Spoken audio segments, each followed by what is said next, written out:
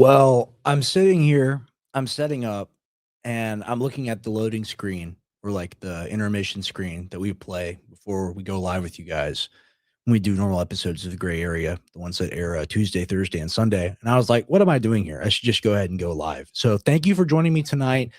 This is the inaugural episode of Rex X Gray Area, and this is going to be a Monday, Friday show. And the show will take place I'm still deciding on the time frame. I'm trying to figure it out, but I'm thinking around this time of day since I've gotten used to filming around this time of day already, kind of evening leading into the night.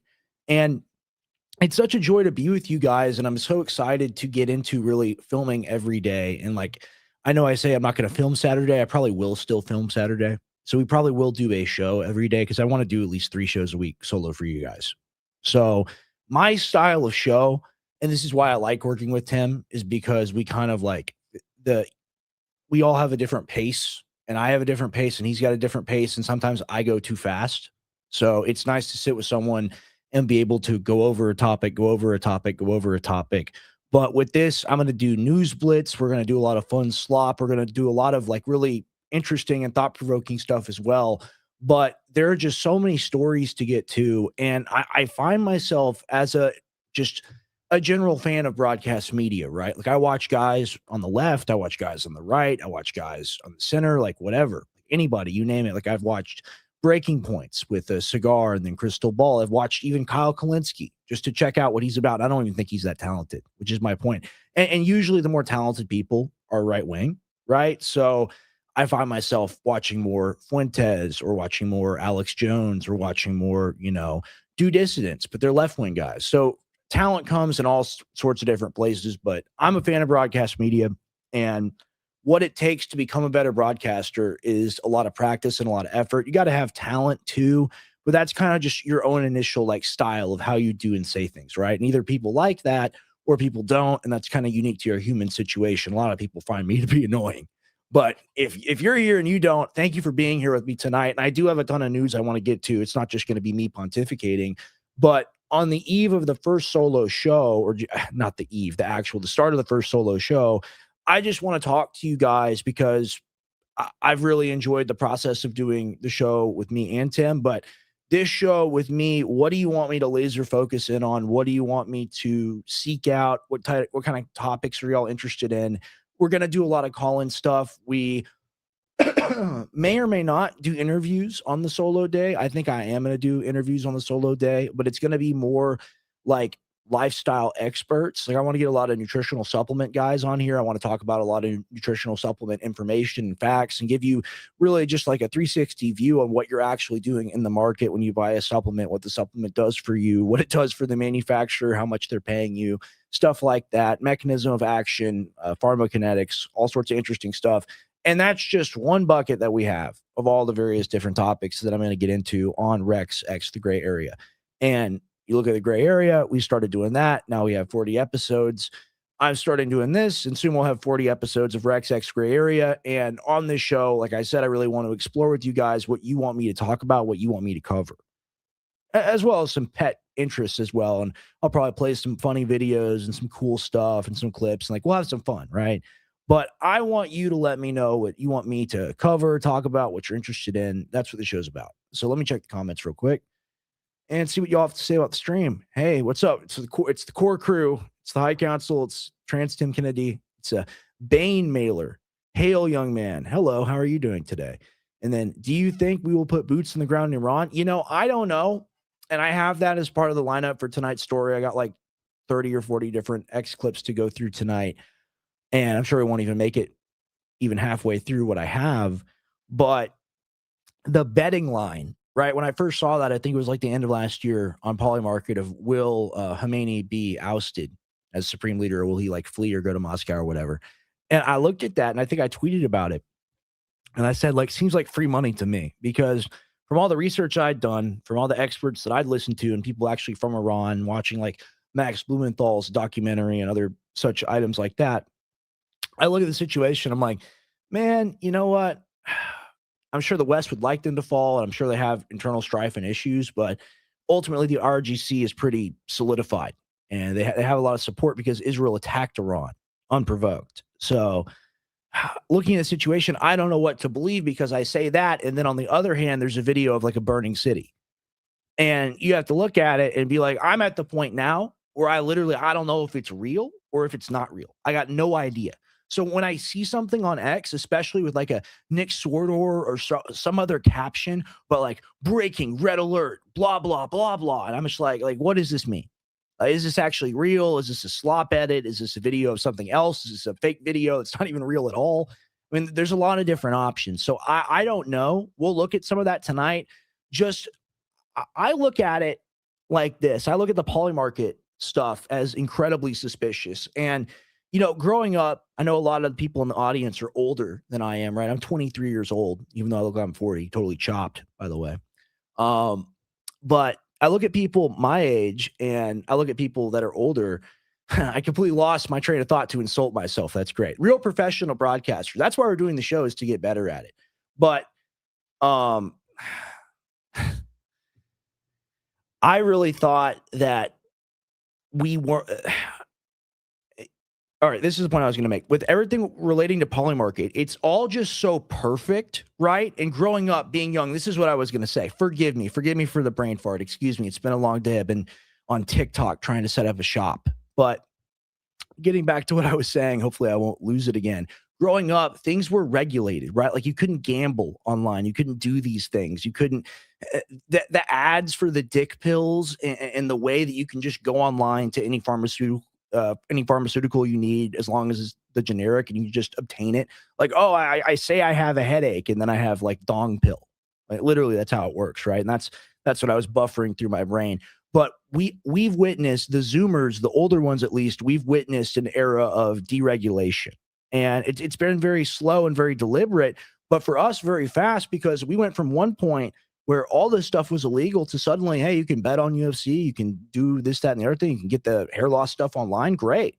But I look at Polymarket as kind of the end result of that, where it's a prediction market. It's people betting on the future. And then there's no way to stop Rubio or Trump for going to their first or second cousin and going, you better put 500,000 down on how many to be out of there. We're going to launch a nuke. Like, we have no idea. And I think the current political administration is so corrupt. I mean, the stuff they did with the Trump coin, I mean, he literally has a shit coin, right? I think the current administration is so money focused, money hungry, trying to get deals. I mean, you literally have Witkoff and Kushner flying around the country or the different countries trying to get paid by middlemaning different accounts of things. I think they're in on it. And you look at events like this, you look at events like the Maduro capture, like these things, I bet there's a lot of side pots. Like in poker, you call it a side pot. I bet there's a lot of side pots where people are double dipping, where they're getting both the military contracts, the lobbyist money, and they're betting on it, a guaranteed outcome. It's kind of perfect, right? So I look at Polymarket, I look at Kalshi, and I go like, could I try to make money on there? And I think the answer is yes. Obviously, no, because like I don't bet. I like to play poker some, but I try not to do the line betting. And when I do it, I feel bad about it. It is what it is. You shouldn't gamble, ladies and gentlemen. But I've thought about it as to the perspective of, can I make money? Like, would I have a smart enough geopolitical or just predictive brain to be able to predict these events? And I don't even think you need that. I just think you need to be on X all the time and look at when Polymarket tweets, because some of these things, like the Maduro thing, like they're just kind of happening and rolling into each other. And living in an era now where people are so balkanized and divided and fight each other over race and other things like this and aren't focused on what the government is actually doing, it's creating an era of lawlessness for these big companies. And it's allowing new ones to be created under new classifications. Didn't they have to pass some law? Maybe we'll look into this on the Gray Area Main Show. Didn't they pass some law to like unregulate something to make the prediction markets legal? Maybe someone in the comments or the live chat will know. It's very interesting to me because on its face, it seems like it should be blanket illegal. Like, if there are a whole host of people that can influence these events, then it should be banned, right? I mean, in the UFC, they pat the dudes down when they're like wearing like underwear, basically, to make sure they don't have a weapon because they have to. But in our own government, it's totally unregulated. And not only can the politicians bet on the regular market, which they already influence and control, the politician can also choose to approve the creation of a new kind of company that bets on predictive futures that they have large influence in. It really is nuts. So I'm sitting here Chungus mode with my nose all stopped up and just seasonal allergies filling me up, not feeling good. And I'm like, am I the stupid one? Maybe so. Maybe we all are stupid because we live in this society and we contribute to it and we don't rebel against it, right? But I sit here and I think about all of this and I'm just like, when did it become legal? Like, when did they make the switch for all these things? And I think that is worthy of a deep dive topic, and we'll get into that on the show. Not to pontificate on all that too much. Let me get to the articles. I know that y'all are a little annoyed by me probably at this point, just yapping into the mic, but we're going to go ahead and get into the articles here on X. And I've got a lot of very interesting stories for y'all today. It's stuff you're going to want to see and hear. So first off, friend of the show, and it's awesome to be able to say that.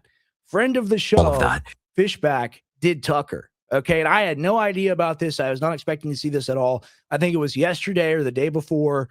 I was like, wow. Like he did Tucker. And not only did he do Tucker, he got his endorsement. So let's go ahead and watch this 2-minute clip. I'm sorry about my voice, guys. I love you all very much. I think that what's quite telling, just recent events, is maybe you heard a foreign leader was here in Florida last week. One Benjamin Netanyahu's fifth visit to the United States. He's a criminal. He's a total criminal. He's a depraved little man, to be completely honest. Agree. And he was here, and all of this, Ashley Moody, Bernie Moreno, all came down to meet with him. The governor didn't. Governor DeSantis didn't. But the Lieutenant Governor, Jay Collins, did. And so I think it's easy for us to go back and... This guy is so smart, bro. Like, after talking to this guy, and I myself, I've just had a lot of practice. I'm not exceptionally talented. I'm all right, but I'm not like this dude is like when I met Chase Geiser, I was like, man, that guy's real smart. And then I talked to Fishback, interviewed Fishback with Tim, and I was like, damn, like he's like Chase times 3 or 4, maybe like Kaioken Chase times 5. Like this guy, you can't fake rhetorical chops like he's got. So, why did the governor do this, that, or the other several years ago? But at this moment in time, when the governor had the opportunity to meet with Netanyahu, it seems like he deliberately chose not to, which was an absolutely wise decision. But Jay Collins did meet with him, which is actually rather interesting because 40 hours before that meeting happened, Israeli media said that I am a, quote, threat, that I am a bigger threat to Israel than Donald Trump's. Who is? I am. You? Yeah. How old are you? I'm 31. Well, congratulations for being an existential threat to a nation state because you're running for governor. They really said that. So they're really seething about this. They're seething about Tucker too. We'll get into that a little bit later on in the show when we talk about the oil tycoon meeting that just went down at the White House. But it's very interesting. Tucker, I think Tucker may have done Ozempic because he looks a little withered. They said that. And because I'd push out a policy that was actually quite popular with almost everybody. And it is the fact that Florida lends Israel $385 million as we sit here today. And so what I said is at day one as governor, executive order number 2 would be to fully divest all foreign bonds of any country. And there's only one country that we invest in abroad. Are you serious? And that's Israel. $385 million. And you know what really got them is I said, I would then take the $385 million and create a statewide down payment assistance program for young married couples because we have to protect home ownership so young folks across our state can buy a place to live, get married, and have kids. Okay, so he's spot on. And I agree with him 100%. And this is why we endorsed him, right? He's just a solid candidate. And then Tucker Carlson says that pretty soon all winning Republicans will speak like James Fishback. Yeah, and then this is what me and Tim were saying, or at least I was saying, at least I'm not going to speak for Tim, but you're going to need a person like this that's genuinely anti-war and anti-government, anti-big spending, and anti-foreign interest, and really anti-Zionist, honestly, because this guy's America first. Whatever you want to say or think about James Fishback, he makes that clear, right? He doesn't compromise on that. So, he sort of reminds me of Vivek, though. That bothers me from Bane Mailer. I don't know. I don't know where you get that from. I mean, he's very articulate. Vivek is very articulate. Maybe that's what it is. Just a style of speaking that's kind of like this, and it's very intense and it's very forward, and they speak with a lot of intent and drive, and it's a lot of enunciation. It's a good way to talk. It's not my preferred way of talking, But it just with him, it comes from high intelligence because he brought it up during the interview. He used to practice reading Rudyard Kipling, and I think that's something I may begin to do as well to get better at talking. It's just you don't understand, like when you're talking with your boys, or you're just hanging out or doing whatever. It's a lot different than presenting or giving a speech or talking to an audience, even a live audience like this one where I'm talking to you, I'm speaking into the camera, right? And to be a successful politician at the grassroots level, you essentially, like, they got more money than you, they got more influence than you, they got more solidified interest in the party than you. All you have is your grassroots ability to knock on doors and meet people and convince people to work for you, right, and do the same thing. And it's going to take a guy like that to win any kind of big race. And I hope he does do well. I really do, and I endorse him 100%. So it's very interesting. And friend of the show, it's the first time I can say that. It's the first time we can say that about a gray area guest. Friend of the show in a big major news story. So things are going, we're on the upwards and onwards for the gray area. It's very positive stuff is happening. We'll be on Tucker next week. 100%. No. Sitting here with 100 or 200 viewers. We're not going on Tucker. At least I'm not going on Tucker. But Cadence, his political history sounds like the Chat GPT of Heritage American. Wealth history, not saying he is Vivek, just that he gives off that same vibe. Yeah, I don't know, man. It costs a lot to say these types of things in the modern political environment, like to come out against Israel and to be anti-war and anti-genocide like he is. Like that's a big deal. It'd be a big deal to get in office and then just like be like, oh, sorry, no, I'm actually a Zionist puppet. What's up? Atavism, smatavism. See, I can't even read that right. I need so much practice. So much practice, guys. And then we got more at Tucker. Tucker Carlson was seen at President Trump's meeting in the White House East Room with oil firm executives. So I was watching Owen Schroyer's show. I was watching his a stream at like 3 around then 4 p.m. And he was talking about this. And I watched the coverage. Essentially, it's it's the American companies. And I guess it's ironic. Maybe that's the wrong use of the word, but the one foreign company they have there is a Spanish company. So I don't know if it was Portugal or Spain that did Venezuela. I don't know my Latin American history really good or really at all. It's very sad. I should learn more. Read another book. But the Reconquista of Spain, or I guess just Conquista, like Conquistador. That's what they should name the company. So they had a Spanish guy talking about divvying up the corpse of Venezuela. So very, very interesting. And it's just, it gets back to my whole thing of like, the world seems like a cartoon at this point. It truly does.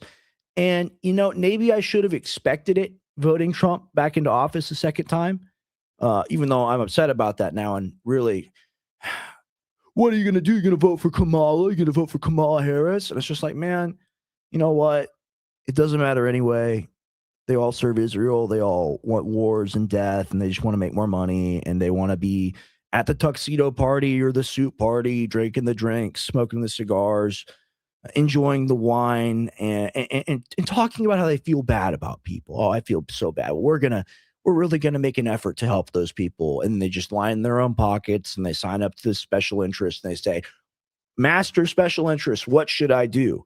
More war, more money, more pharma, more death, more squeezing and wringing all of the last drops of essence out of the American people. Just do more of that." And the politician goes, absolutely. And they go up there on stage and like, we fight for you. It's all just a sick joke at the end of the day. Cause like, I know it's good for America. And this is the point that Owen was making. I know it's good for America for these people to have access to that oil because it means our energy costs will be cheaper. I understand that on a fundamental level, but do you not also understand on a fundamental level how greasy this is? This is very greasy. I mean, Halliburton oil is there. Reminds me of old Dick Cheney. Oh, whatever happened to him? He shot a guy when he was hunting, and the guy apologized to him. The guy that got shot apologized to Dick Cheney. That's how powerful these people are, really and truly. So I'm just done. I'm done with the hero worship. I'm done with being on the team. I'm done with saying, I'm MAGA, I'm pro-Trump, XYZ. I'm not a Republican. I'm not a Democrat. I don't even know if I'm independent. I don't know. I'm whatever. I'm whatever at this point. And I'm whatever at this point, like millions of other Zoomers, because I am upset at the current situation and I've realized there's no way to change it. See, you can be upset with something, be like, oh man, I lost my wallet. But then, like, you're like, okay, I'm in my house. I got to look for it. I'm going to find it anyway. I'll be all right. When you have a plan, you're trying to execute that plan. There's comfort in that. And that's what we saw in Trump, the first, second, and third term. Like, second, of course, Biden. But going forward, I'm just sick of it, bro. Because, like, what are they going to do? Take my guns faster? What are they going to do? Devalue the currency faster? What are they going to do? X, Y, Z. At least something one day will make people say enough is enough, right? But we have to act instead like everything is great. And it's like I said to Tim yesterday, it's like playing musical chairs, except there is no music. And if you sit down, we shoot you. And if you keep running around, we shoot you. Like they're just, it's you in a room running around a bunch of chairs and they're pointing a gun at you laughing. But you might as well try to take the gun from the person and do something about it and stop that person. If there's a lot of you in that room, some of you will die, but some of you will succeed. Right? So I'm not calling for anything. All speculation, all Minecraft talk, all just examining the future. But, real change is not possible in this system. This system is broken because no matter who you vote for, there's no one you can vote for who's against any of this. Right? And they tell us these stories about the drugs. They tell us these stories about the terrorism. They're the ones that set it all up. They're the ones that do all of it. I mean, like, literally, you can go watch Narcos on Netflix, and even like Normie Chud will know the CIA was involved for 50 years in South America, setting up and monitoring and sanitizing the drug trade to profit off of it and make shadow money for the United States government and traffic weapons and do all of it. And like, even the most Normie Chud will know that. But then we're all supposed to celebrate the killing and murder and death and illegal military operations and acts of war taken by our government. And everyone's like, but it's cool. It's based. You saw what happened. They got him. And I'm like, yeah, like that's as well as that situation can possibly go. But the fact that we're at a point now where they can have the press conference after and Rubio can be up there and go like, yeah, well, if we told them they would leak it and whatever, even if they would, whatever, that's why you can't do it. Right? You can't do that. You just can't, even if they do leak it, whatever. It's illegal. It's against the United States Constitution and it's against the 1973 War Powers Act. And you can say, oh, it's a military action. It's an incursion. I'm trying not to curse on the show anymore. We took their president and put him in jail with 6ix9ine and Luigi Mangione and Diddy up in MDC. So I guess that's based and cool, and we get to take the oil now, and things will be cheaper. All the while, we're destroying the international. Oh no! Do we have total failure? What happened? I touched my foot, touched the thing. Give me 1 second. Very painful. That's so lame. Are we back? Oh no! Now it's a hall of mirrors. We're gonna figure it out. All right, there we go. Look at that. I'm already leaner from just a few days of not eating total goy slob. It's incredible. It's incredible. Onwards and upwards, 2026. What was I talking about? Oh, I was talking about the corruption of the government. Of course, it's the main topic of the show. It always is. So when he goes and meets with these oil executives and does these things, obviously, I know it's a positive for people because things will be cheaper. But in the long run, none of it matters. And it's like if you're starving, like if you're on the brink of death from not eating food, and then someone gives you like half an Oreo, like every 6 hours, how long can that last before you die? How long can like the petty favors and like giving like 1776 to the military people, and he says a $2,000 tariff dividend to people, right? This year he makes a claim. I don't know if they're going to do that. Things are so bad. They have to give you gambling money. They have to give you money to go to the Coliseum and gamble with or pay your rent with. Just to be like, maybe we can keep the scam going a little bit longer. And I'm at the point where I'm just like, why? Like, these people are already so outrageously wealthy. They have amounts of money we can't even fathom. And they still want more. They still want to wring and milk more money out of the American economy. Enough is enough. Like, I look at it, and I look at Ukraine, Trump set it up. He gave him weapons first term. Biden allows the funding and whatnot to go on and allows Boris Johnson to say what he says. And then Trump comes back, it lies about wanting to stop it, and then allows it to continue. I've seen Democrat, Republican lie about this entire situation. And we spent $300 billion there. We don't have the $300 billion anymore. That money is worth a lot more than the money is now, right? Because of inflation. So we've wasted a lot of these free chances we had to get good, to balance things out in our system. We spent it on a foreign war. We gave it away, gave it to Israel, billion after billion after billion after billion. And it's like, well, we can just print more. We're reaching a point now within the next 5 years where we will not be able to do that. There is a crash, a meltdown, a depression incoming, encroaching upon the nation. And everyone knows this deep inside themselves. They're aware of the situation. It's almost it's a very spiritual thing, because my entire life I've only seen things get worse. I've never seen them get better. I've seen brief periods where things return back to a slight baseline, like the post-COVID period where all the fake money was pumped into the economy. But sorry to black pill, sorry to doom, it's actually the real white pill. We need it to happen so we can reconstitute and restabilize ourselves. And hopefully it happens before the robots take over, because we're like 15 years away from Terminator, maybe 10. Like it's so horrifying to think about. And they want to give us this slop. And I'm looking through my feeds. I just want to find this tweet with this caption. Check this out. They give us this slop, man. Eric Doherty. Breaking. President Trump just got a massive standing ovation at the White House, flanked by Marco Rubio and J.D. Vance. He's now meeting with oil executives who will invest in Venezuela. This is history. And it's just like, well, this is how a king would talk to the peasant people, isn't it? And it's what Russell Dobler calls the peasant mind. We're supposed to be excited about a bunch of multi-millionaires and billionaires getting together in one room, discussing how they're going to make tens or hundreds of billions of dollars potentially over the coming years. And, oh, maybe American diesel will go down 20 cents for 6 months. And that'll be, oh, look, your diesel price went down. Be okay with us raping you. And that's what we have to accept. Just like we ain't doing this in 2026, little bro. We're not doing this anymore. We're not doing this. We're not doing the second golden age thing. I'm really sick of that. I'm really sick of that. Get golden age, golden shower. That's what Gerald Salente said. And I love him for that. That's an incredible, because it is. They're pissing on you and they're telling you it's raining. I'm not someone that just sits in the chair and yaps. I started doing this. I made the Twitter again in like August or whenever it was, right? I've been selling stuff online for 4 or 5 years. I've been selling nutritional supplements, dental care products, home appliances, water filtration, a bunch of different stuff. Never before has the economy been this bad. People are still spending money. They're spending on different platforms than they used to, but people just, their pockets are empty. And the way I've seen numbers decline just over the past, like 18 months, I looked at it, Trump coming in, it's like, man, maybe he'll fix this. Maybe he'll do something. Maybe he'll jumpstart the economy. And then you just see, 500% tariff to like every other country I decide. And it's like, well, so much for stability, right? So much for countries wanting to hold our treasuries, right?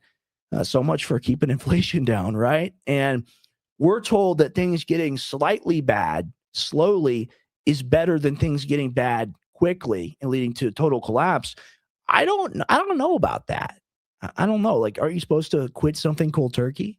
Right? I guess we have to wean ourselves off. But that's the argument they always give us every year. The country is like an addict dying. And they're like, well, we're going to do one more, we're going to do a tapering period. We're going to do, withdrawal, all this stuff. It's like, no, man, like literally the country has to be locked in a room and not allowed to leave until it sobers up and stops being drunk off oil and being drunk off its own money and drunk off the lives of its own people. We forget, and this is, me and Tim disagree, this is Rex X gray area. This isn't gray area, so I'm just going to say this as a fact because it is. Abortion is murder, and we've killed over 60 million Americans. There's some cosmic debt that's been incurred here, and I think we're going to be punished for it. So very fun, very interesting. I've got a lot of other stories to cover tonight. Just wanted to talk about the state of the country, and in reference to these news stories, we'll get back to the state of the country. But there's more interesting stuff. Dr. Phil. So I've always found Dr. Phil to be hilarious. I've always found it to be quite funny because the way he talks. And I mean, what do you want to tell me about that? But apparently he's a rabid Zionist, and apparently he interviewed Bibi. And it's the same rhetoric. It's all the Palestinians are Hamas, subhuman, XYZ, but they dress it up in pretty language, not making the claim he says that. That's just a rhetoric on my part.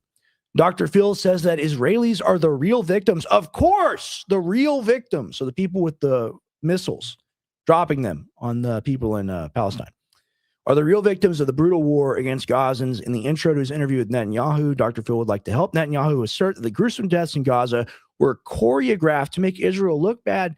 It was choreographed, all right. They plotted exactly how the bomb would fall out of the sky and land on the 10-story apartment and kill the families because they thought one person was in their Navy.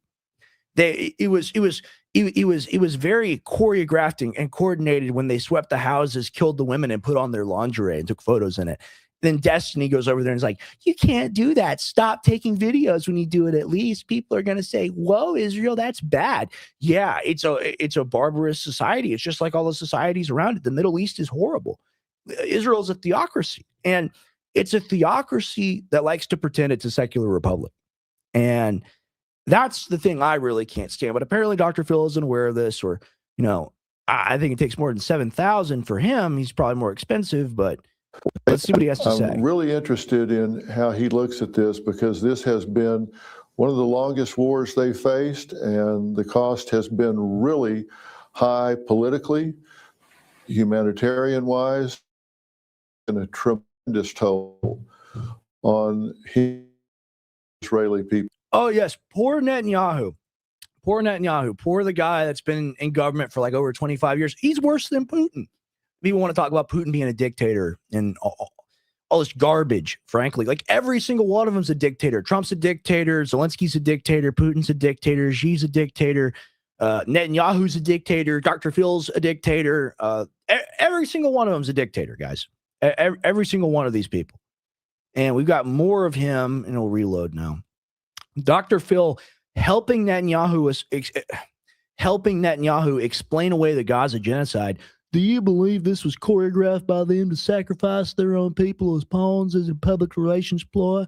Netanyahu, without a doubt. Well, we'll go ahead and watch it so you don't have to hear me repeat it. It's all short clips. We have to hear them say it so we know. Do you believe that in that they value death and the rest of the world values life?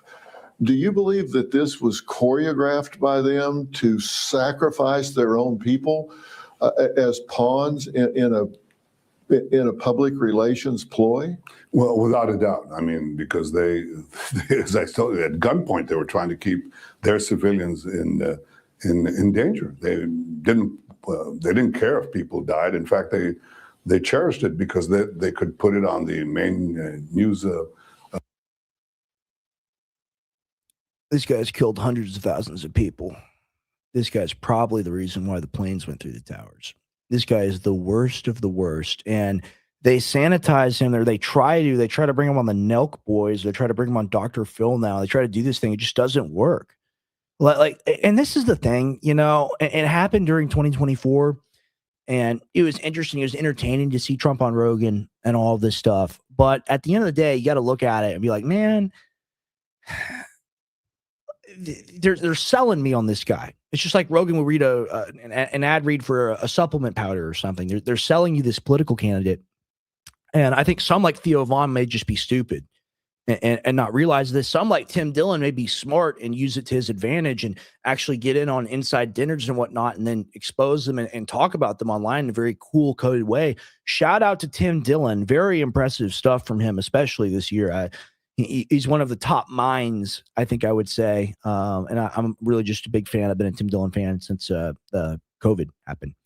So if you have a guy on your show like this, if you platform Netanyahu, you're just paid. Because anyone that's not paid wouldn't do it, because they know and understand the implication, because left and right, everyone hates this person. So why do these people, these District 1 or Capitol people from the Hunger Games that live in Washington, D.C., that live in New York, that live in California, that live in these rich, affluent neighborhoods, why do they think they can pull this scam on us? Why do they think we're this stupid? I don't think we are. And that's why I do the show. It's just pointing out the absurdity of Netanyahu. Like, just look at the image. It's crazy. Look. Let's just watch. America and around the world is a very real threat that has to be dealt with. Oh yes. And this, look. And I'm not the body language guy or the facial expert or whatever, but look at how he smiles. real Bro. threat Look at how happy. that has to be dealt with. And this. Do you think that October 7th gave people a sense of moral authority to express their anti-Semitism? It turned up so hockey stick dramatically after October 7th. Well, because the internet has been flooded by fake propaganda describing Israel as the aggressor instead of the country. So all the videos of the bombs and the dead kids and whatnot from your terrorist state, all the videos are AI generated and fake. It's all not real. It's just like they tell us Epstein. It's the same lie. They say, "Oh, Epstein, he never existed. He's not real." And I really like my dad's point when he said that. I think he was the guy that came up with it and said Epstein never existed, pointing to them covering up the Epstein files thing. He doesn't go far enough. I think I go far enough, but it's very interesting to me. Let's keep watching the clip. Country that's been aggressed upon. Saying that falsely accusing us of genocide when we have sacrificed our soldiers in taking out terrorist places that we could have just carpet bombed and we didn't. We do everything in our power to keep civilians out of harm's way, and Hamas did everything in their power. That's the thing. You got any idea how much I hate these people? Like seriously, because I got schizos in the chat already, and I see you guys. Shout out to you. You make me happy. I see schizos in the chat talking about Freemasonry and the Jewish birthmark. I love it. And lodges and whatever. First off, fuck Freemasonry. Fuck all y'all's gay ass shit with the sword and the cloak and whatever. Jesus Christ is Lord. He is the one and only true King of creation, the King of Kings, Lord of Lords. And one day every knee will bow.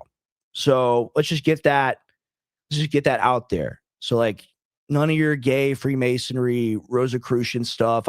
It pissed me off because I like Zerka, man. Like I like the stuff he says, but you look at it and he's a heretic, number one, and then number two, like it's all that esoteric Gnostic stuff is garbage, and it's very dangerous too, and it shouldn't be messed with.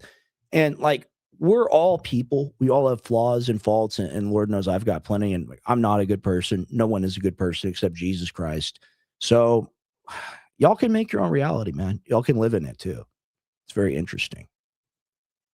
To keep them in harm's way. They shoot people. When we tell Palestinian civilians, please get out of this neighborhood because we're coming in, Hamas shoots them if they want to come out. Hamas shoots who? Neighborhood because we're coming in. Hamas shoots them if they. Yeah, so this is what they were saying. They were saying when people were going to the aid centers to get food, that Hamas was shooting them, right? So it wasn't happening before when the UN was managing everything. They had 400 aid centers, but all of a sudden, when the GHF, the thing that Israel creates and controls, gets put into function, you got people walking to 4 different aid sites, and only 4 getting gunned down like cattle. And the numbers are shocking. And these numbers are from like July I think they're from like September. It's like 12,850 people severely injured, and then 1,000 killed or a little more than that, going to get food. And then it's all Hamas, it's all the terrorists, it's all XYZ. And the sad thing is there's been so much slop in the news cycle, specifically over the past, few months since the peace deal was enacted, and they're still killing Palestinians every day, that it hasn't crossed my mind to think about it. I saw the Netanyahu interview, and I'm like, oh, I'm going to talk about it. And then I think about all the crimes I witnessed, the things I watched, and I can't pull them back to memory right now, like just super fast, because I'm thinking about my other stories and other clips. I mean, the Gaza genocide was one of the main reasons why I wanted to start filming again, was because I wanted to talk about it because it was so outrageous. And, frankly, I didn't think InfoWars was going hard enough on it. And same with the Ukraine war, although InfoWars has gone super hard there. I look at it and I'm like, my tax dollars are funding the death of children. And you look at the American military, you look at the war operations we've been involved in, we've committed a lot of war crimes, right?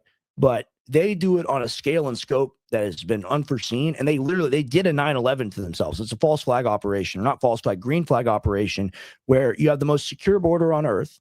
You have Black Hawk helicopters 10 minutes away from the border where the incursion is going down. And we have Ivan Ranklin on the show talking about, you could get there, I could be there, pumping metal out of the window, or whatever phrase he used, in under 10 minutes. And you have Charlie Kirk himself going, I've been to that border. I've seen that border. You can't go anywhere without Israeli teen with an AK being there, or not AK, AR-15 being there. So they want to tell us, oh, that's organic. We didn't know that was happening. So we get to kill these people and exile them from their land and send them to Somalia. They want to create, or I guess they have created a new state in Somalia called Somaliland, and they're going to ship the people there. I grew up being taught to be anti-establishment and to not accept this treatment of just human beings in general. And I look at us now, just the people I know, cheering for a team that ultimately, like, a game is being played on us on both sides. And like, there's no point in trying to honor a deal that they're not honoring. Like, if you're going to give these people your support on the right wing, they need to do something for you, right? But they've done nothing for any of us. So I'm sitting here wondering how it all happened, observing it, thinking about it, mulling it over, examining, overanalyzing perhaps. And I just, like I said earlier, I hope the collapse comes and that it's managed well, in the sense of it all just doesn't drop off the face of the earth immediately. I hope there's at least a warning period. I think that'll come around the end of this year, or like the middle of next. And 2028 is going to be very interesting when we see the end of the Trump era. And I know people are saying, oh, he'll run again, or Mira Madelson offers $250 million. That's all BS. He's almost at his team. He's almost over. I'd be surprised if he makes it through this entire term without having some sort of at least minor health issue that he has to take time off for. So going forward into the future, in a post-Trump world, there are going to be people around that have their entire political framework being around this one guy, specifically younger people, millennials and Gen Z, all only ever having known Trump. And most people don't get aware of things like me when they're like 6 or like 5 years old. I was going to say 6, 7. But I'm going to stop.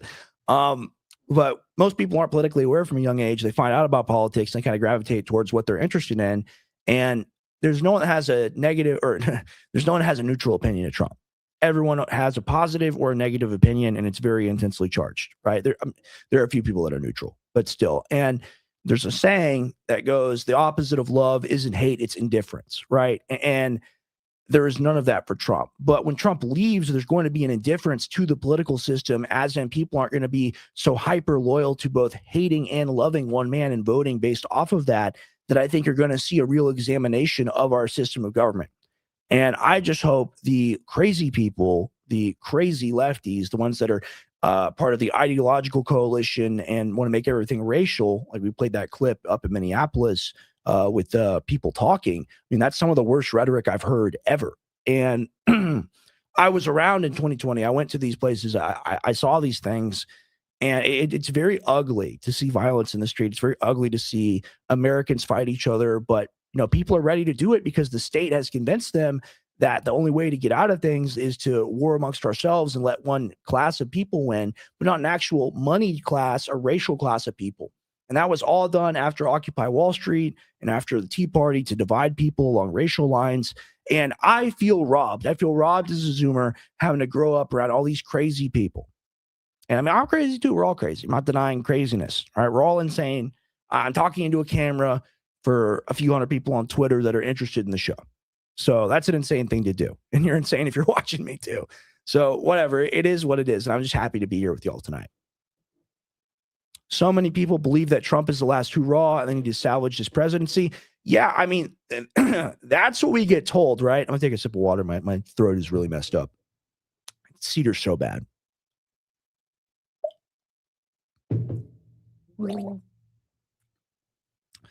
Yeah, that's what we're told, right? We're told that, oh, we just got to wait a little while and we got to pull in for the team. We got to support the team. We got to get, it's better than Kamala, right? Like that's the argument essentially, is summed up in one phrase. It's better than Kamala, or he's better than Kamala. And it's like, no, we didn't vote for better than poison. Like my dad gives the analogy oftentimes of like, oh, would you rather drink cyanide or would you rather drink like, I don't know, another poison like mercury or whatever? And the person goes like, oh, and he's like, see, I got you. And I'm like, well, like, when did we sign up to drink either of those things? Right? Like when did we make that deal? I didn't make that deal. I thought things were going to get better.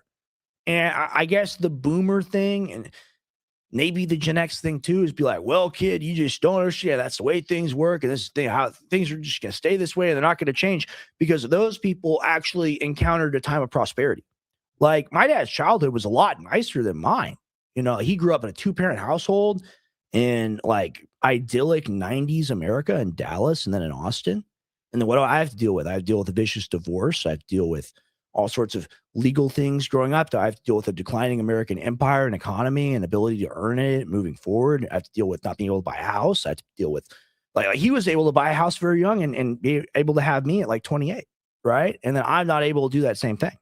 So it's very interesting to me because objectively the country is much worse for me when I was a teenager than it was for him and when he was a teenager.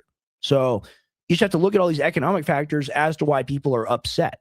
Because like you have a right to feel angry about not being able to own a home.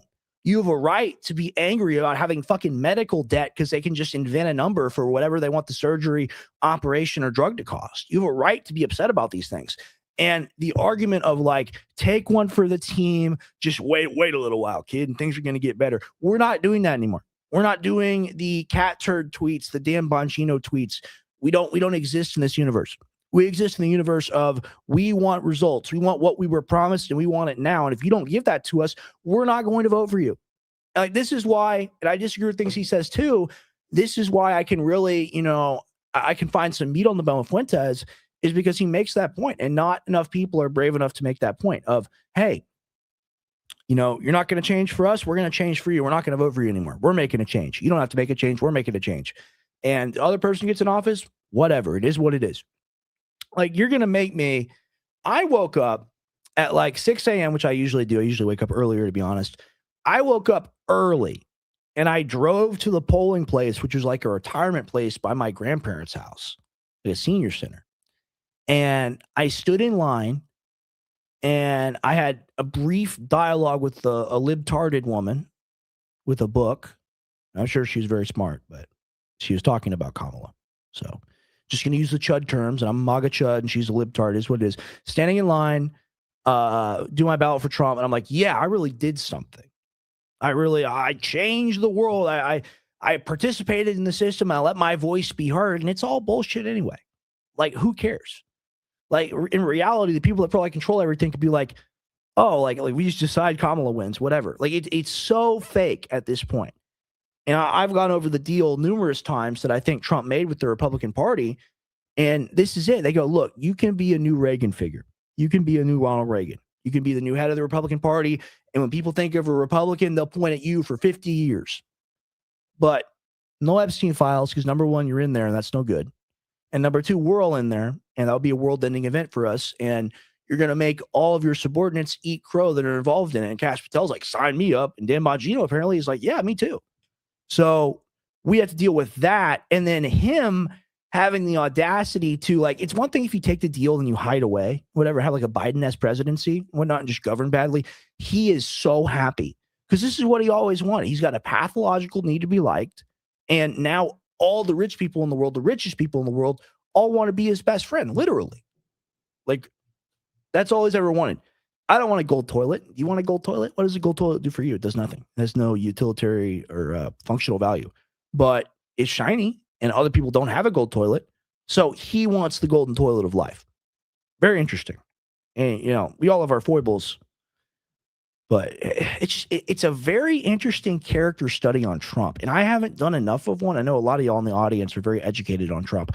I would like to learn more now that my mind is more open.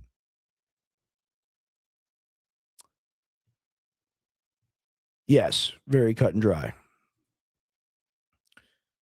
I got a bunch of Israel stuff at the front. I don't even want to go through all of it because I'm just so sick of these boomers, man. Like, this guy probably owns 30 houses. That guy's about to buy his 35th house. which are swimming in a sewer of anti-Semitism. Anti-Semitism, my friend, is a sin. Sin damns the soul, and you will answer to God for it. Whoa. Well, what is this build, bro? What is this? Sin damns the soul, and you. What is going on here? I guess that's where his hips are. I guess he's like a size like 48 or something. Damn, dude. He waddles out there and is like, I'm going to get the money. I'm going to buy my 31st house. I'm going to get them to show for Israel harder and to show for world Jewry harder. I'm going to do it. I'm going to do it. I'm going to get it done. Will answer to God for it. The war described in Ezekiel 38:39 will be a Gog-Magog war. It will be a war very similar to the one that has started. It will be a war that continues and refuses to stop. It will be a war, Ezekiel says, where Russia, Iran, Turkey, and radical Islam will unite in a war against Israel. What's different about that than this one? I don't know. Look at that body, bro. You like Leaning Tower of Pisa. But it's going to be one just like this that gets this war going. The long story short is that God Almighty, the defender of Israel, will gather these historically anti-Semitic nations, and he's going to drag them to the hills of Israel. So the nations are not punished because they're bad. They're punished because they're anti-Semitic. See how these people rewrite the Bible? It's crazy. And the old people believe this. The reason why this guy's in the suit right now and giving the speech is because old people send this guy money. Listen to this. He's going to kill 5 out of 6 of them. Forgive me for that. You think God doesn't have a heartburn for anti-Semites? Payday someday. And I assure you, all of you people in the Middle East who are giving the Jewish people a lot of trouble, you're going to rue the day that you did this. You are going to rue the day that you did this. They should just fly out a Palestinian child and barbecue him in front of the guy. Like they should do that, and then he should go up there on the stage and tell you how it's good. Then maybe then the audience will understand the evils of anti-Semitism. I mean, honestly, how many children do they need to burn in literal Holocaust fire by dropping a missile on them for you to not support it? As a Christian pastor, thou shalt not kill. I don't know how far this television reaches, but if any of you communists in Russia are listening, now hear this. Israel has a secret weapon that you don't know anything about. It's called the Messiah. God Almighty. That's real scary, folks. The level of conviction. In the future, 3 years after this first war, is the Battle of Armageddon. To be fair, this guy isn't actually a Christian, really. What's his denomination or lack thereof, New Groiper? If you've got more insight. I just saw him and I was like, whoa. Whenever you see a real fat one, you're like, whoa. But here I got another story. Trump just said the USA will take over Greenland. So just watching this, getting into this, it's a very brief Russia clip. Or China right now, we are going to do something on Greenland, whether they like it or not, because if we don't do it, Russia or China will take over Greenland, and we're not going to have Russia or China as a neighbor. Okay?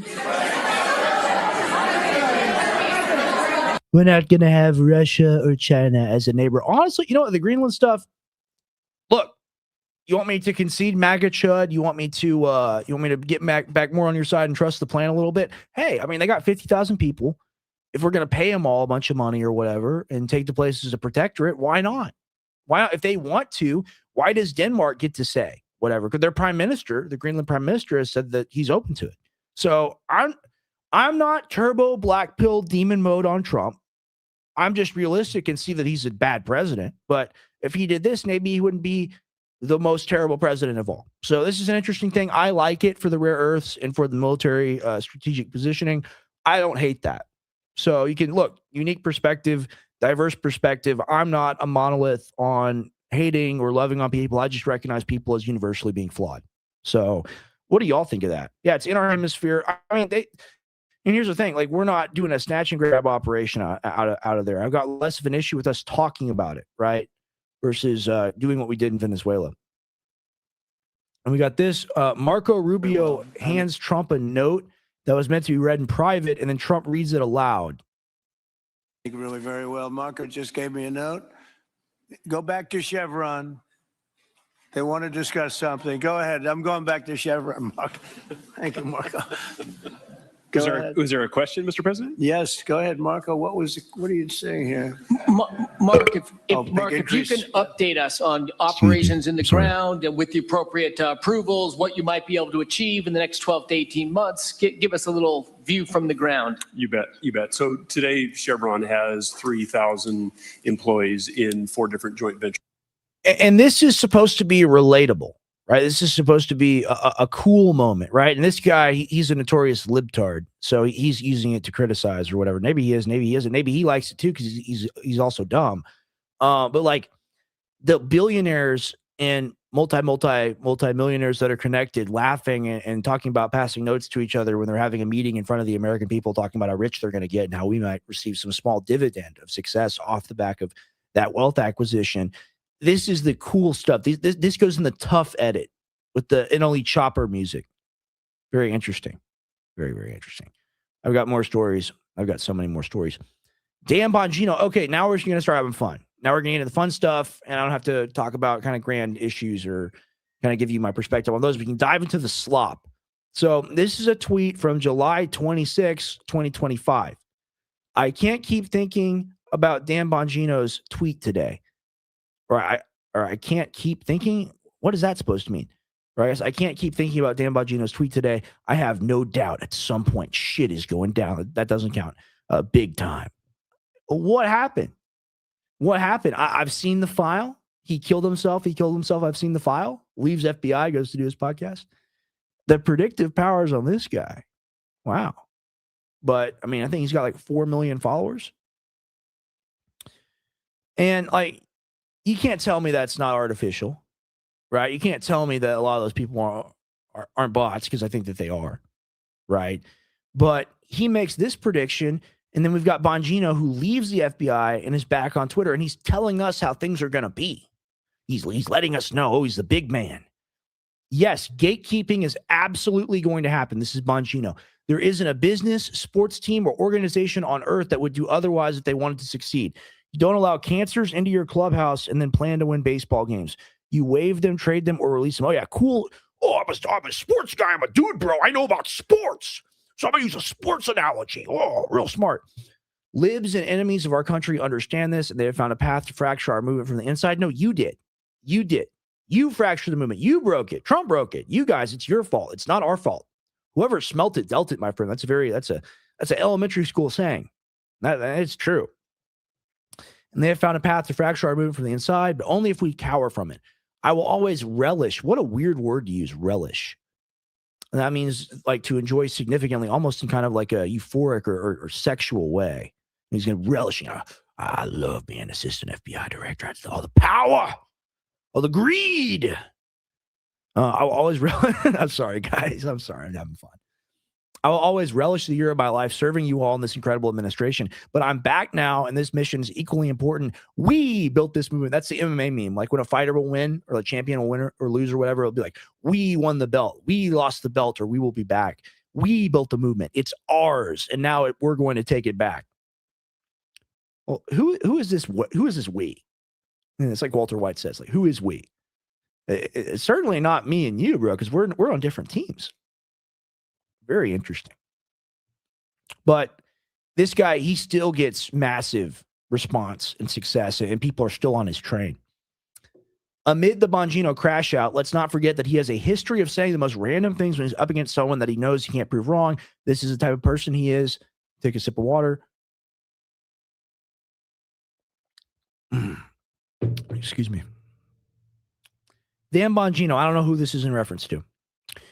One of your neighbors in Texas, reached out and told me you're the creepy guy in the neighborhood and that they keep their kids away from you. Sadly, I'm not kidding. I don't want to disclose your neighborhood out of respect for your privacy, but it appears you've got serious issues along with your grave Napoleon complex and you being a chump and a pussy. That doesn't count me saying the curse word because I'm reading it. It's narrative. It's different. So I wanted to achieve the coveted award of here, let me pull up my Twitter real quick. I wanted to achieve the coveted award of being blocked by him, and I got it done. And I've been saying this, and this is a joke, obviously. I say it to usually white people. I say go back to Africa. I said it to Cat Turd, and it did well. But I got him to block me by saying go back to Africa. Oh, man. Had to unlock the achievement. So got that. Tail and 2 photos. Very good. And then bing, bang, boom. That's how you get it done. That's how you nail the objective. So that's what we call being over the target, but no. Just joking, just having fun. I wanted to see if I get him to block me. I was saying all kinds of things. That was the thing that got him to block me. Very interesting. So I'm wondering, I probably have people in the audience that have been blocked by him as well. He's had quite a large amount of people come out against him. I'm glad you remember meeting me so many years ago. This is Matt Gaetz. I recall you gave a moving speech about your time in law enforcement. I told you I liked it. I'm deeply proud of my father. We make a great team. Are you saying having a successful father is a bad thing? This is the Dan Bongino quote. Talking to Matt Gaetz, and he's attacking everyone. And this, you got to understand, it's like the weakest dog barks the loudest. Like, why would you leave your job as a public servant trying to get these things done that you campaigned for being appointed to that position for years, and you come back swinging on like people on X? And he had a tweet. I'll go to his Twitter. It's like I miss this so much, but it's said in a very creepy way. And that tweet did well, actually. I'll try to search for it on my X account. But maybe if I spent more time at shady parties with money insiders, I would have won. I heard you know a bit about that. You've always been a dick, by the way, grifting off your daddy like a suckling little doggy. When I first met you in the Panhandle, I knew in the Panhandle. I knew you were a piece of shit. It's written all over that phony face of yours. I mean, it's like written like an old Western movie. When I met you in the Panhandle, I knew you were bad news, Mr. Gaetz. Oh, man. Okay. We're just having fun here, going through some tweets. I've got this video. Maybe I should talk about Bongino a little bit more because it's an entertaining topic. He is coping, Rex. This is a masterclass he's serving up. Yeah, 100%. Go back to Mexico, Bongino. He's a clown. Get Geraldo on the show. Which Geraldo? I'm open to suggestions. Let me know. Dan Bongino ate paint chips as a kid. Chip off the old block. Appreciate that. Well, getting into it, I've got a clip of Dew, and this is a 7-minute long clip. Maybe I don't play it because it's just so long. It's Dew giving commentary over footage, and apparently these are people that are right-wing and are agitating, or leftists posing as patriots trying to light the fuse. Let's go ahead and watch this and see what it's about. And maybe we might revisit the Bongino thing after this. Hey, we executed one of you yesterday. You understand that? We executed one of you yesterday. It's all CIA. It's just like the Mexican guy that we played yesterday, talking about like the white lady and not say her name because that's for minorities only because they're more noble, and she achieved the highest honor a white person can achieve by being like a race traitor. This is the same thing here. This is designed to start a civil war confrontation that American people don't want. Don't feed the trolls. Don't give them a press. Based You're woman. just talking to white supremacists. Well, I don't know. not give him your attention. Do not give them attention. He's a Fed, not a white supremacist government agent. He's a glory. Do not feed the trolls. You guys will continue. What is that? That's the shittiest bullhorn I've ever seen. I've seen quite a few in my day. I've seen quite a few bullhorns and crowd speak devices. That's it's got a handle like the thing you walk your dog with, the thing that lets the leash out. You can pull it back. To be killed if you keep trying to harm. Yeah, Panem circuses, like bread and circuses, 100%. Like we have the sports and then we have this stuff. And this stuff is directly engineered by the government. These men, don't you understand it? The trolls. Intro. We need more. I need more. We need more stuff like this. Look how professional that is. Look how cool it is. There's a couple videos that popped up, and we're going to play number 4A. Dude's a savage. He's a monster. This is LARPer number 2.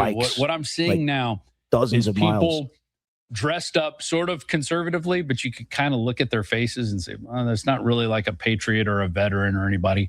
And they're going into the crowds and they're yelling things that normal people wouldn't be yelling. They're like, oh, we got you guys. We killed you. Nobody's doing that on our side. Nobody's celebrating the death of this lady. We do. That's key. That's key. And I may have a disagreement in perspective of the incident when it comes to some of the InfoWars hosts, but like when someone dies, and I'll go ahead and make this point.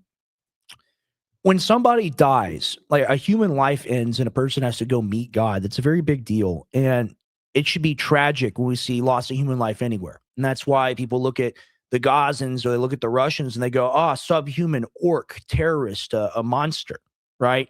And that's no way to speak about our fellow humans, no matter what they may believe. And I'm a true believer in that because, like, man, like none of us deserve to be alive at the end of the day. And we're only here through grace. And we don't have an appreciation for that. And if we think that we're entitled to hurt each other and kill each other, like this is why I'm pro Second Amendment too. Because ultimately, like if you attack someone, if you try to inflict harm on someone, you're going to hurt them and they don't have an ability to stop you. They deserve to gun you down. Right? So I understand arguments on both sides. I understand the nuanced perspective. No one wants death except for the government because it'll allow them to get more control and take more from us. Go back to the clip. I want to point out the facts of what the facts are. And the facts are that she tried to ram a policeman, an ICE agent, and got shot. And this was an ICE agent who had an impeccable record. And this had happened to him about 6 months ago. He got dragged by a car going after a pedophile, an illegal alien pedophile.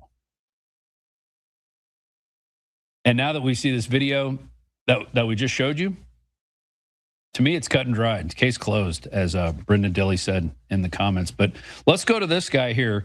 We probably won't play the whole 3 minutes of it, but start rolling 4A. That was the one we censored. But you can see, like, I have such an appreciation and respect for people like Du and people that are the true InfoWars crew that have been around for such a long time and have set so many things up and really created organically all the graphics and all the sets and studios that you see. He helped build all these things. This guy's like, he's a living legend. He's done far more than I ever could. To me, you look at the eyebrows and you could say, no, this guy's probably a leftist. He's got leftist eyebrows, in my opinion. Who does this when someone dies? Who does this when someone dies, for real? This man, instead of standing with us in solidarity for a name to call good, he is sitting up here defending ICE. And this is ICE of TikTok is where this video defending actual terrorists. You've never known a woman's touch. What are the flags? A lot of them ready eyebrows. I mean, here's the thing. You have to go fed or schizo because that's the two categories. You have legitimately schizophrenic people, right? And then you have feds. And sometimes it's both, right? But like what's going on here? Y'all take it. I'm gonna go on live and record it. Do you want to go on my live if you want to and the fucking get the little filter? It's my God. You see this? Just pathetic. Like you are so pathetic. It like makes me ill. It makes me want to throw up. You gotta have some better burns. So normally you don't see one guy popping out there by himself. And here's another one where we'll go to the next one. Untied boots. Crazy. 3A. And this guy has actually been identified apparently as Jaden Scott. And this is all my opinion. I don't know if these guys, what their political affiliations are, but the way this guy comes out and starts saying, "Hey, we executed one of your kind." Oh man, no one. I want one of those now. With any moral compass is going to go out and do that. We're nonviolent. We're nonviolent. Unless you're trying to create something for clicks. He also sees the camera and he's going to directly address the camera. And here come the agents come in, which I've never seen federal agents go in there and protect somebody like they did this guy, which is also weird. Because usually they kind of let stuff happen. They stay out of the way. I haven't seen them aggressively protect somebody like that. See this, guys? We will not back down. We will not. So that's incredibly sus, number one. And that's why I got to look. You should have to tell us what your name is, and you shouldn't be able to wear a mask. Sorry. And I was, oh, you don't want them to take the illegals. Oh, no, I don't want a military police force domestically in the U.S. It's everything that my dad warned me about as a child. It's everything I watched the documentaries about. It's everything we talked about is these people. ICE was formed in 2003. So I want the 20, 30, 40 million illegals gone. And that is a priority for me. But I also don't like the military police force being set up. And this is everything I was ever taught to be against as a kid. So it's a catch-22. And people are like, you have to have a position. You have to be solidified, X, Y, Z. I look at it and it's all so bad that I'm just like, man, like this is an engineered collapse. It's the only way, because there would be some upside in any normal scenario, but it's been engineered to all be wrong. It's like a hall of mirrors where you see yourself and you're normal, but in the mirror you see like fat, right? And the country still somewhat alive, still somewhat normal, but you look in the mirror and you see this bizarre caricature. And the way they protect him, like the cops should be backing away from this guy. They really should. I understand they're trying to protect him in case he gets bashed over the head by somebody, but he's also like he's inciting a bit. Surrender. A lot, These people will actually. not continue to intimidate us in our country. The storm is here. Yeah. Is he really with Ezra Levant? Is he really? I don't want to slander anyone. I don't want to defame anyone. That's not confirmed. Someone in the live chat saying that, so it's just speculation. But, you know, I had a huge issue when that guy came on the show, and y'all can rewatch. I did a solo live addressing what Ezra Levant said on the Alex Jones show and the way he covered up for genocide. And it's really uncool. So it wouldn't surprise me. All these people, they're in league to grow the government. The storm is here, low Q-tard. We go all. No one can stop what is coming. Right. Like, So use the phrase where we go one, we go all. That's Q stuff. That's Proud Boy stuff. That's Trump stuff, right? That's the lingo for the QAnon stuff. And look at that's not normal. You don't normally have your eyes don't normally look like that. You know, look at that pupil there. Look how small it is, and look at the whites of his eyes there. It's very suspect. so let me string 3 Q sayings together. It's like he had that ready. So to me, I'm looking at this. I'm like, this is made to incite more people into getting what you got. Right. What happened in Minneapolis. So we're just going to keep building it up, keep stoking the fire. The guy's not even holding the American flag right. He's got it crumpled up. Yeah, he's upside disrespecting the flag. Wearing like, what is this? Like, who are these people? What is that? Again, what is the bullhorn? Got some weird megaphone. Right. But this guy is going out there to stoke.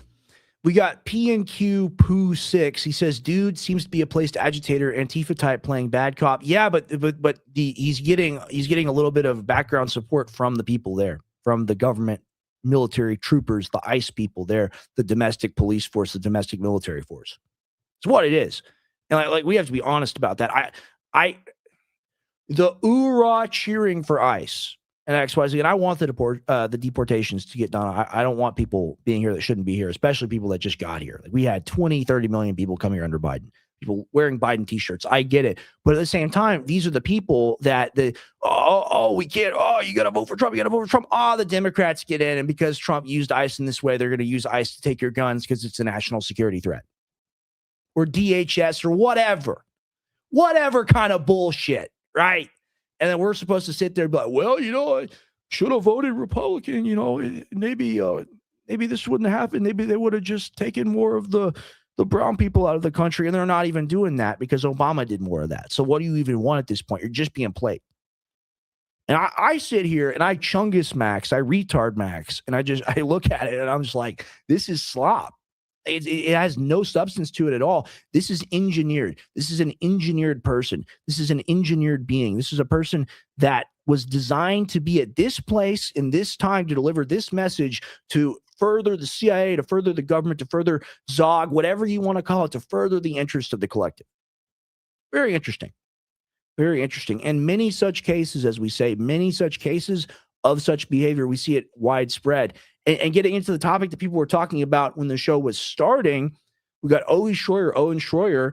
Look at that chart. Someone knows something tonight. And this is a tweet from today. Khamenei out as supreme leader of Iran in 2026, 59% chance. And look at how that spiked. I'm still really tempted to take the under on this or to tell someone to take the under on this because from the research I've done, from the people I've watched in interviews and documentaries, I think they're a lot more sturdy than the Western color revolution propaganda wants to let us onto. But I don't know. That's like people in the administration close up, people in the administration far away. It's starting to leak to normies, and they do the operation. But are they able to do the operation? Look, you got this. You got hot girl smoking a cigarette, burning the photo. Ooh, she's hot. We got to make women sexy in Iran, so we have to go in there and have a ground invasion. It's a playbook. And, they won't do ground invasion. Israel, the jets are so advanced. They're just going to drop the missiles on them and finish the problem like that. And it's like, well, Iran fought Iraq for 4 years, and they lost like 1.5 million people, and they didn't surrender. They didn't give up. Israel is so advanced. The U.S. is so advanced. Hot girl smokes cigarettes. She wants to be free. They all want to be free. Why is it any business of ours? Why? Why do we have to risk ourselves? Why do we have to risk nuclear war? Why do we have to risk all of these things? Why do we have to kill people, kill more people all the time, 24/7? Because, we're going to fix it this time. We're going to make things better by doing a snatch and grab, by doing a genocide operation, by funneling arms to a terrorist state. We're going to make things better. We're going to fix things. And it's the argument with Venezuela. It looks fine now, but when have we ever made things better? When have we done it since World War II? And you could argue even then, right? So I don't know what's going to happen here. I have a lot of thoughts. I still think that he's going to stay in power, but you also see videos like this, and I don't know if it's AI. I don't know if it's bullshit. I don't know if it's real or not. But breaking Iranian protesters set fire to the Al-Rasul Mosque in Tehran. Iranians are completely done with the Islamic regime. Like, I don't know how real this is. I don't know if it's real or not. I don't know about any of these things. That looks pretty bad. So maybe there's something to say for the betting market. And in the age of cell phones and everything, and people don't know this about Iran, like people have things. And a lot of them do want to return to Persia. That is true, right? And I'm not sitting here simping for the Ayatollah. But at the same time, I just don't know what's going to happen. I really don't. And I disapprove of all U.S. interaction in the region. All of it. Blanket statement, full stop. Not a single dollar ever to be spent again. Period. Very interesting.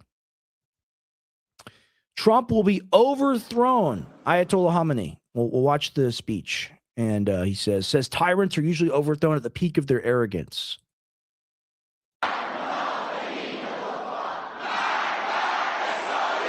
مزدوری بیگانگان رو تحمل نمیکنه. شما هر کی میخوای باش مزدور بیگانه که شدی برای بیگانه که کار کردی ملت رو مردود میدانه. نظام اسلامی The Islamic system considers you rejected. This pertains to them. That guy who, with arrogance and pride,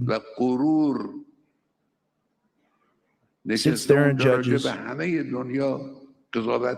whole world. You should also know that usually tyrants and oppressors of the world, like Pharaoh, Nimrod, Reza, Shah, Pahlavi, Muhammad, and others like them, were overthrown when they're at the peak of their arrogance. This one will also be overthrown. Dude, it's so hot in here. We set it to heat because it's getting cold outside again. We're having a cold front come in, and I'm just sweating in here. I may have to end it a little bit early. But yeah, we see this, and I don't know. And maybe I thought I'd done enough research. Maybe I haven't done enough research. And another news story here, Pentagon launching a 6-month review into the effectiveness of women in ground combat jobs. It could result in the removal of women from combat roles. I mean, why do women have to fight? I'm against this, and I'm not against it from degrading them. I'm like why do people that have children, why are we going to send them off to war? That's the true sign of a society that wants to go extinct. And that's what you see in Europe. That's what you see in Germany. A lot of people don't know this. The unelected head of the EU Commission, Ursula von der Leyen, she used to be the German defense minister.